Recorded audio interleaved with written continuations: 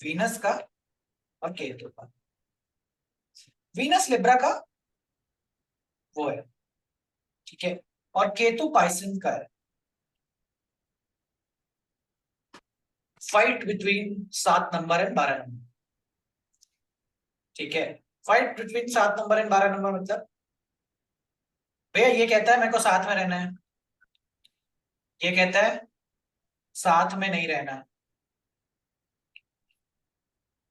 No साथ साथ, ठीक है। ये कहता है कि दूसरा व्यक्ति जरूरी है, ये कहता है कोई नहीं चाहिए।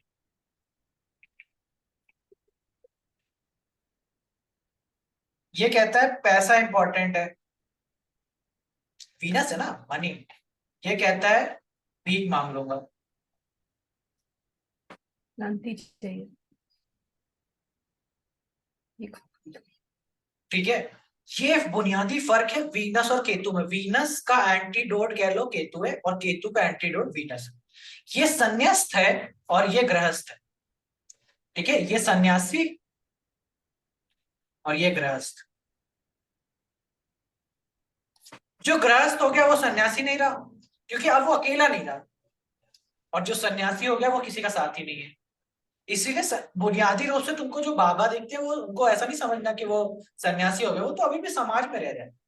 सन्यासी का बुनियाद अर्थ है कि जो अकेला रह रहा है, बुनियादी अर्थ है अकेला रहना। गृहस्थ का बुनियादी अर्थ है जो शुक्र की तरफ प्रभावित है, जो पैसे के लिए प्रभावित है, दूसरों के लिए अभी भी उसकी आकांक्षा दूसरों में है कि दूसरों से कुछ होगा, वो है गृहस्थ है।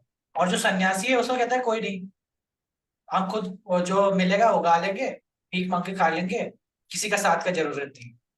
दैट्स द बुनियादी फर्क बिटवीन वीनस एंड केतु। अब क्या हो जब ये दोनों इकट्ठे बैठ जाए किसी के चार्ट में। अब तुम समझ रहे हो ना कि अगर ये इकट्ठे बैठे तो क्या होने वाला है। द्वंद है ना, कलेश करेंगे। कलेश नहीं, द्वंद है। मतलब ये दोनों दोनों की इच्छाएं अलग अलग है। दोनों की इच्छाएं कैसी हैं, अलग अलग है। वो चाहता है, वो एक दूसरे को नहीं चाहते, वो दोनों की एनर्जी अपोजिट है। It's like imagine Venus Ketu sitting together is like सन्यासी बाबा इन अ मंडप। मतलब वो समझो अघोरी बाबा पूरा भस्म लगाए हुए और वो मंडप में बैठे हुए, शादी हो रही है उनकी, दूल्हे का सेहरा लगाया हुआ बाबा जी बैठे हुए हैं। बिल्कुल वैसा ही है ना, कि अंदर से तो उसकी इच्छा है ही नहीं, उसको शादी का जरूरत नहीं, उसको लगता है कि मैं तो अकेले काफी हूं, और सामने वाले लोग उसकी शादी कर रहे हैं। तो ऐसे में वाइफ भी परेशान, और जिसकी शादी हो रही है वो तो प्रताड़ित है ही है। यही होता है जब व्यक्ति के 7th हाउस में केतु बैठ जाए, ठीक है। केतु बैठ जाए 7th हाउस में तो ऐसा व्यक्ति को सामने वाले का जरूरत नहीं लगता। अब फोकस किधर है, focus is towards Rahu, is towards self, कि हम अकेले काफी हैं, जीत लेंगे खुद ही, अकेले रह लेंगे, कोई दिक्कत नहीं है। That's what happens. केतु का energy is totally anti towards किसका एनर्जी, वीनस का एनर्जी। वो वीनस को खराब करता है बुनियादी रूप से, ठीक है। बुनियादी रूप से वीनस को का एनर्जी को एक्सॉल्टेड होने नहीं देता, ठीक है। तो तुमको अब मतलब यहाँ से वो नींव बन रही है गर्म प्लैनेट्स की। अब तुमको ये ऐसा नहीं समझना कि सिंगल प्लैनेट है, यहाँ से गर्म प्लैनेट्स आना शुरू हो गए केतु को गर्म प्लैनेट में से। तो केतु के भाई बंधु कौन लोग, मंगल और सूर्य। हाँ भाई बंधु है ना ये दोनों लोग। बट उत्कर्ष 12th हाउस में भी तो केतु का एग्जॉल्शन हम मानते हैं कि Ketu gets exalted in 12th house, ठीक है, and that is also exaltation of Venus. हाँ that is also exaltation of Venus. आएंगे उस चर्चा पे, आएंगे अच्छा आएंगे अच्छा, उस ओके चर्चे पे ओके। भी आएंगे। बट अभी 7th हाउस समझ लो, ठीक है। अब ऐसे जगहों पे मंगल बैठ रहा है, सन बैठ रहा है, दोनों में लेकिन बुनियादी फर्क है। लेकिन मेन प्रॉब्लम केतु से होगी। सन मार्स से डिफरेंट टाइप का सिचुएशन हो सकता है, ठीक है। सन मार्स डिफरेंट सिचुएशन रखेंगे, लेकिन मुद्दा ये है कि गर्म प्लैनेट अगर तुम्हारे लिब्रा में बैठ रहे हैं तो वो इशू करेंगे। लेकिन गर्म प्लैनेट की चर्चा करें उससे पहले मेरे को शरीर में लिब्रा को समझाना है। शरीर के स्तर पे मुझे इसको समझाना है कि लिब्रा एक्चुअली पोजीशन कैसा है। ठीक है, तो इस चर्चा को यहीं छोड़ते हैं और आगे बढ़ते हैं। पहले लिब्रा का सिचुएशन देखने के लिए कि लिब्रा है क्या। आप देखो, तुमको थोड़ी सी बायोलॉजी पढ़ानी पड़ेगी। बायोलॉजी 10th की पढ़ी हो ना सब लोग? ठीक है।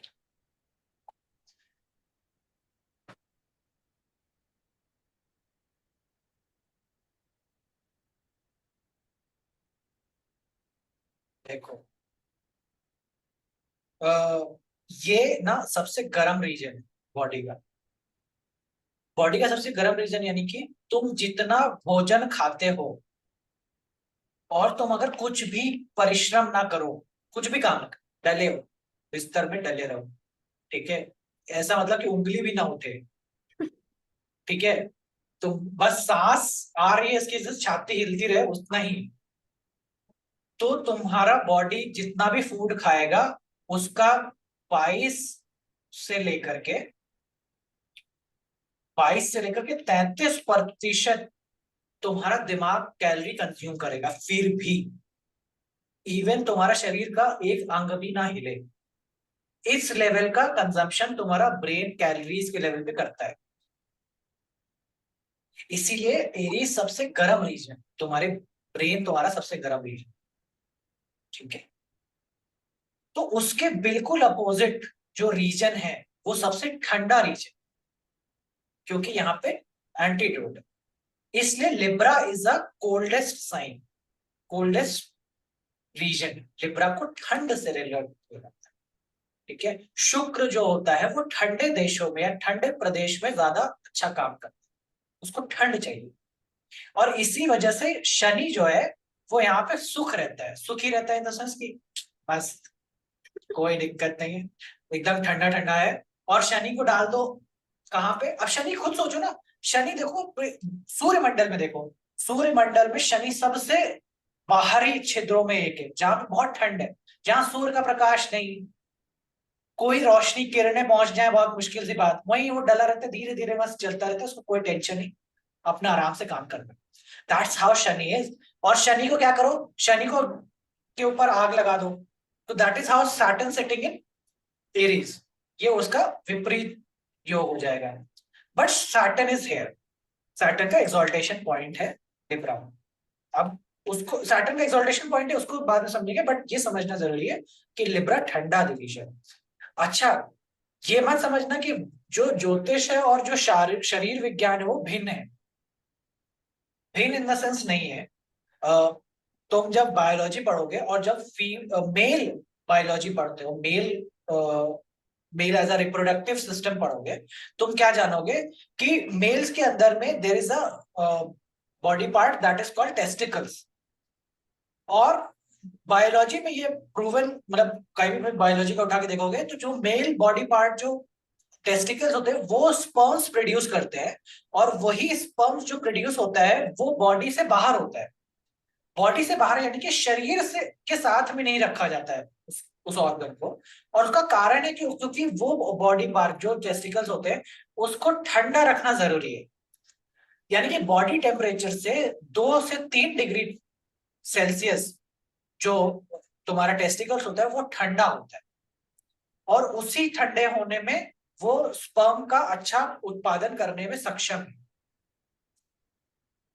और जैसे ही वो बॉडी टेम्परेचर के मैच हो जाएगा, मतलब कि जो टेस्टिकल्स है और जो बॉडी टेम्परेचर है वो जैसे ही मैच होते हैं, वो स्पर्म प्रोड्यूस करके रिलीज कर देता है।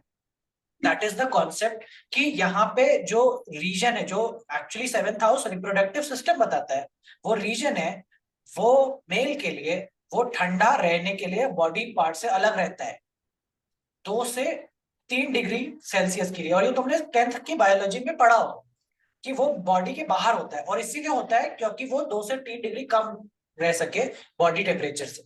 साथ में रहेगा तो इट विल कंटिन्यूसली प्रोड्यूसिंग क्या, स्पर्म सेल्स, जो कि नहीं चाहिए, उसका जरूरत नहीं है, इसीलिए बॉडी ऑर्गन से उसको बाहर रखना जरूरी होता है।